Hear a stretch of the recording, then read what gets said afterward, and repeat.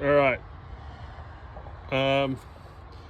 If you're not a mechanic, but you don't mind turning a wrench on your own vehicle, or even if you are a mechanic, I guess, if you've taken the engine cooler out of your LBZ Duramax, which is what this is, and I don't know if it goes for any others, and heard that ominous thud when you take the second one of these out,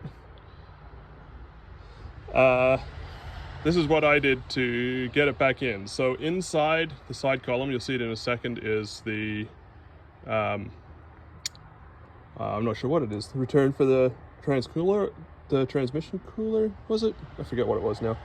It's inside the side of the tank of the rad. If you decided to undo these because it was easier, well, then come back over, take this little clip out. Once the rad's off, it's much easier to just pop these off, and you'll end up with that. All right, so to do that, top and bottom, there's one down here too. I've already taken this one off because I unscrewed them and that thing fell down. All right, so this is the rad. There's the truck over there. This really needed a clean. It's very, very dirty. Okay, so this is the tank I was talking about. So when you pull these out, when you undo the hexes on there, when you're taking it out, you undo these, and then this falls down. See it moving in there? And it'll fall all the way down to the bottom as you're pulling it out. First thing to remember, there's O-rings on the inside here. You can see it right there. Make sure you got both of those back on, especially if you flip it around as you get it out. They might fall out and end up down in here. I had to use my little inspection camera to find the one of these guys. You might be able to fish around with a piece of wire or whatever to get it out. So what you're going to need to do, or what I did anyway, was I made a tool. This is actually a broken piece of a plastic coat hanger, and I just hit it on the sander and basically made a very little tooth on the end of it. And with that tooth, I can grab the inside of the threads here on one of them and lift this back up so that the threads on the back side of these can grab them.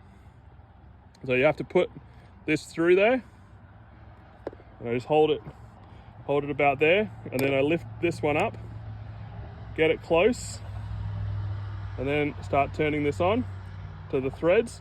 It'll push my little tooth off the threads eventually, but that one's on. And then this one, you don't really need it. You can if you need to. I'm going to need to, so I can just pull that one up a little bit. And now that one's screwing on too. So you want to I use plastic because I know it's not going to harm anything inside there. It's all steel. You could probably, I don't know if I'd want to use aluminium or aluminum, maybe brass or something, but I think hard plastic's probably your best bet. Then you know you're not going to damage it. These are 1 1/4 inch. What are they metric? It's at about 32 metric, which is probably what they actually are. And I just snugged them down with the crescent wrench. Anyway, and then I'm hoping it'll be much easier to get them back on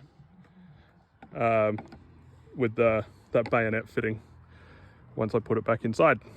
Anyway, yeah, that's how I did that.